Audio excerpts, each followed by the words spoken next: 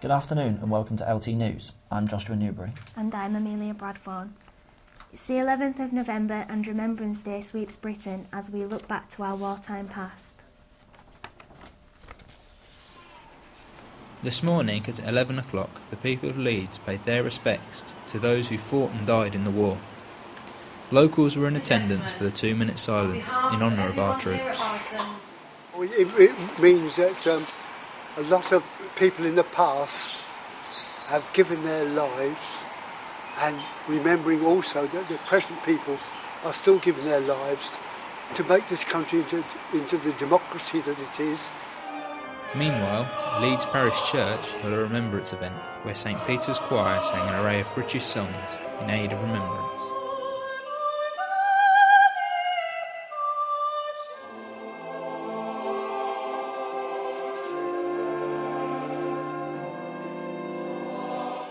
Guest conductor David Holder took the reins for this commemorative concert of Remembrance Tide. The breathtaking vocals from the St Peter's Singers made for a great tribute to our war heroes who will never be forgotten this Armistice Day. The choir sang for 2 hours and ended the evening with Walt Whitman's Reconciliation before collecting donations for the Royal British Legion.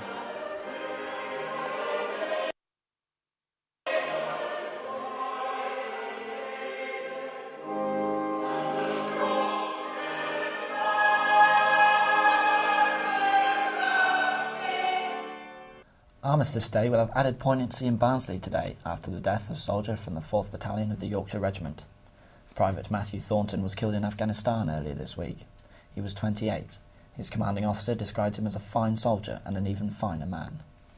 The funeral of a police officer who was killed on the M1 will take place at Wakefield Cathedral today. PC Mark Goodlad was a 41-year-old road traffic officer who was hit after going to the aid of a woman who had broken down.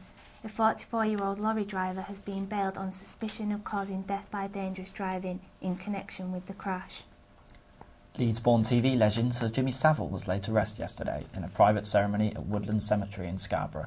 But before the funeral, Sir Jimmy's fans were given a chance to pay their final respects at a public ceremony in Leeds.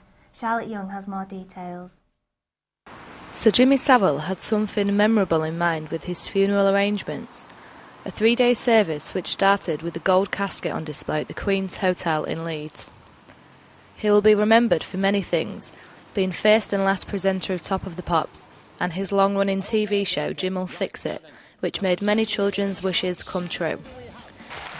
It's definitely rioting tonight. Definitely. Much rioting tonight.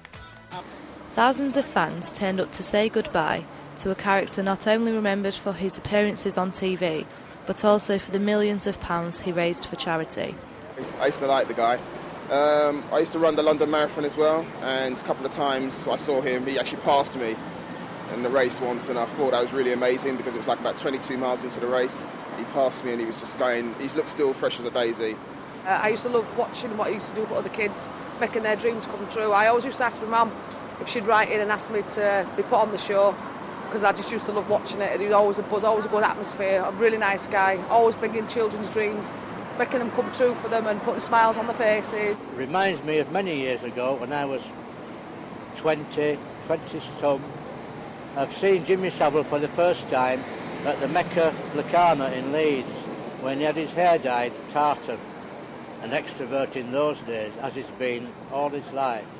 So we've watched Jimmy's trail of his antics all my life. It's a shame that he's gone now. The funeral was arranged by Robert Morford, who worked closely with the family, and before he died with Sir Jimmy himself. It's taken careful planning to ensure that the star's final wishes were met. It was his request to go to Scarborough and to be buried in Scarborough. His grave is in an elevated position, overlooking both the north and south shore, and as some people may have read, he did leave it in his will that his casket will be buried at 45 degrees, so he can see the sea.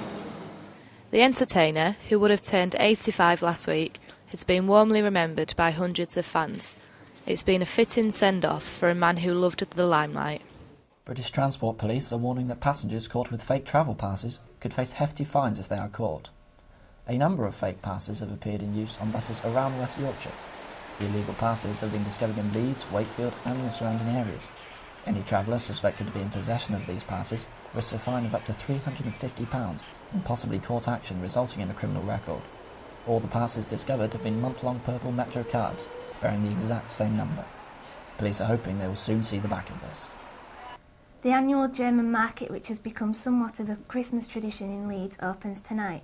Over the past week, small huts and the famous beer cellar have been set up. Organisers are expecting up to 300,000 people to the Christmas attraction, which this year marks the 11th year that the stalls from Frankfurt have come to Leeds. Visitors can expect traditional German food, gifts and of course beer to be on offer, providing great entertainment and shopping in the run-up to Christmas. Members of the public are also excited to see what the market has to offer. I like to, the sausage stands because they have really nice sausages and stuff, and that's always, nice to pick out and stuff because it's near Christmas time. Well, I'm really looking forward to going to the German market. It was really good last year. Definitely going to be going in the beer tent. Yeah, that's the big tent there with the band play. That's pretty cool. The hot dogs as well. Also, the little marshmallow things, with chocolate on, are really nice. Yeah, they're pretty delicious. And the sweets. Hopefully it'll be better this year than last year. We have traditional German food and traditional German beer, lager and the wheat beer. And special food, so duck and dumplings and mushroom sauce. It's a German Christmas tradition and the English tradition meet, and they can celebrate. We'll be coming live from Millennium Square tonight as things get underway. Living rough on the streets is once again dominating the headlines as national statistics have recently shown that cities and towns across Yorkshire are among the worst areas in the country for homelessness. With care homes and homeless shelter services axed by the government's cuts earlier this year, it is no longer the government but religious charities taking the lead to tackle the issue. Reading the figures published by UK National Statistics and walking down the streets of Leeds, it instantly becomes clear that the numbers of homeless people in the city is soaring. The causes for homelessness vary, and aside from domestic violence and not meeting council criteria for housing, addiction is one of the major causes. Figures have revealed that there has been a 26% increase in the number of people who are now accepted as homeless. While the government has axed several of the shelter homes in Leeds, the religious institutions are left to deal with the problem off their own back. St George's Crypt is a renowned homeless shelter in Leeds which has helped homeless people in the city and the surrounding areas for nearly a century. Its volunteers provide food and shelter for hundreds of people, and in the absence of state-sponsored support, it runs rehabilitation classes and volunteer working schemes for clients who require them in order to help them recover from their addiction. We are not here to provide people with permanent accommodation. We're here to provide them with a step up. Really, it's a hand up so that they can then move to areas which are more appropriate for long-term needs. Andrew Martin was a homeless alcoholic when he first turned up at St George's Crypt 6 months ago. With the help and support he had received from St George's staff, he now works in catering at the church and works toward helping others along the road to recovery. The door open doors. If not, you just leave yourself in the rut. Again, I either alcohol or drugs. And I'm looking forward to moving on now. Leeds City Council is optimistic and says that they will not see a rise in homelessness in the coming years, arguing that their services are flexible.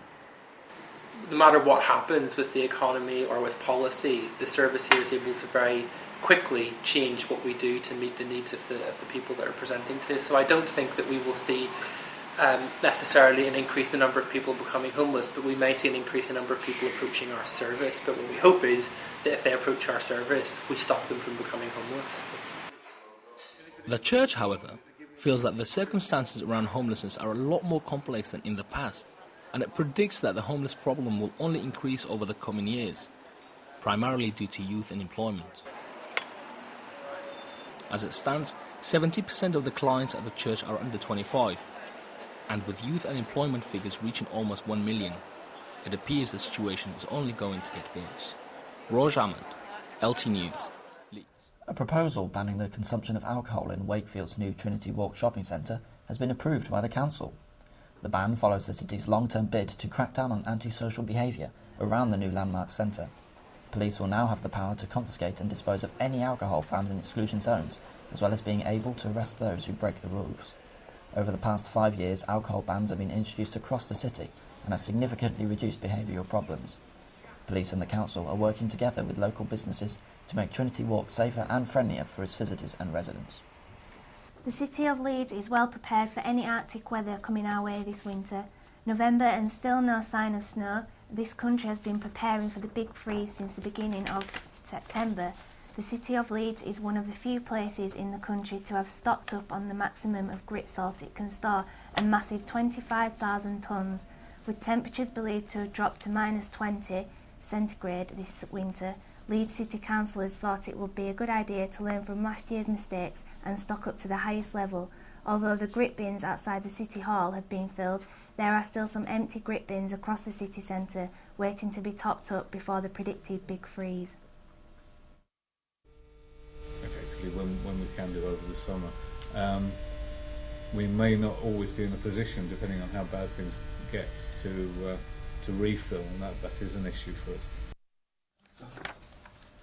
Now, if you're on the hunt for buried treasure but have never quite been lucky enough to get some, it may be time to take a trip to Leeds City Museum. The popular site is currently displaying a hoard of Anglo-Saxon gold that was found in the Leeds area. However, the local treasure is at risk as £170,000 has to be raised to keep the 1,000-year-old collection at the museum. Time is running out though, as the money has to be raised by the 15th of this month. If the funds cannot be raised, the gold will be put up for private auction. It will give us the opportunity to look at how Leeds fits in with Anglo-Saxon Leeds as well. There are stories to be told that how did the hall get to where it is. There's clear evidence that people kept coming back to the hall and taking bits away from it. And then what will they do with those pieces? Why did they not come back for everything? What happened to it all? What happened to the people who buried it in the first place? So there's all sorts of unique things to look into that can really can just expand on it. It's such an interesting find. And now for some sport. FC Halifax face former Premiership side Charlton Athletic this weekend in the FA Cup as they look to beat the best side in the competition for a place in the second round. Jake Harvey has more. In the FA Cup first round draw a fortnight ago, Minnows Halifax claimed the prize draw. Latest incarnation of the Shea men. At the Shea, number 12.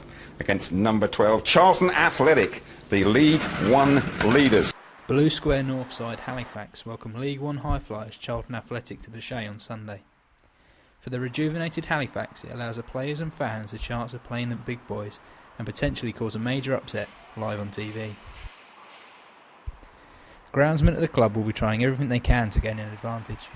Well, I know that speaking to the manager this morning, he wanted the grass as long as possible just to slow it down for them. He don't want them zipping the ball all over the place. So I think everyone's looking forward to it, but they're a good side. We've done decent this year, so hopefully it'll be a good game. Neil Aspin's men will be eagerly anticipating the clash as they look to dump the addicts out of the cup in front of a packed stadium and wide terrestrial TV audience looking on. And finally, things are getting a little festive as thousands turned up to watch the Leeds City Centre Christmas lights get switched on last night. X Factor winner Matt Cardle led a star-studded line-up last night as he switched on the Christmas lights in Leeds. Thousands of people flocked to Victoria Gardens in the city centre to watch the start of the city's festive season. Leeds Rhinos coach Brian McDermott made an appearance with the Super League trophy, as well as an appearance from Leeds United manager Simon Grayson. Even Santa himself provided the entertainment. The evening ended with a variety of musical acts. It was a fantastic start to what will hopefully be a very Merry Christmas. So, what are you going to be doing during Christmas? I don't know yet. Have you even started your Christmas shopping? Not at all, no. We're all going to get the family around, hopefully. Have the turkey, the full traditional one. You? I don't know, maybe a few sherries. A few sherries? Yeah. That's fantastic. Mince pies. I won't get me started on them. I can't help but eat the mince pies. That's all from us now, but join us tonight when we'll have more coverage from last night's festivities. We'll also have lots more on Armistice Day celebrations from around West Yorkshire and some special guests in the studio. Thanks for watching.